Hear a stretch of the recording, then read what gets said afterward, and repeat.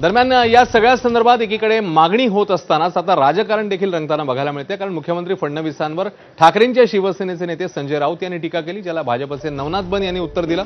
मग रोहित पवारांनी त्याला प्रत्युत्तर दिलं। बघूया।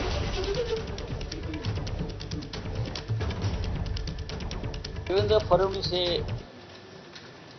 पेशवे काळातले शहाणे आहेत।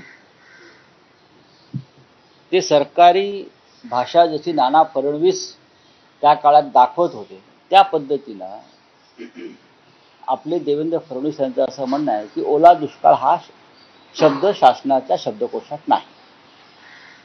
सुका दुष्काळ आहे म्हणजे पाऊस पडला नाही, पण नुकसान तेच आहे, शेतकरी हवालदिलच आहे की जनाब संजय राऊत हे मर्सिडीज कारमध्ये बसलेले आहेत आणि लपून बसलेले दिसतायत आणि काजू बदामावर ताव मारताना संजय राऊत दिसतायत।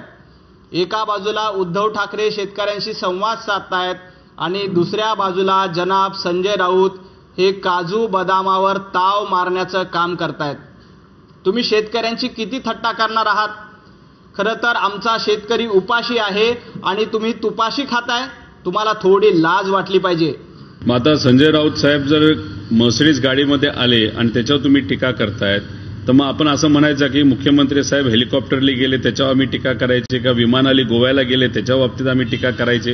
अहो, तुम्ही विरोधी पक्ष नेता असताना ओला दुष्काळ जाहीर करा असं सांगता, शेतकऱ्याला भरीव निधी द्या, दानत लागते असं बोलता। आता तर तुम्ही सत्तेत आहात, केंद्रात तुमचं सरकार, राज्यात तुमचं सरकार, आता मग 50,000 रुपये पर हेक्टरी द्यायला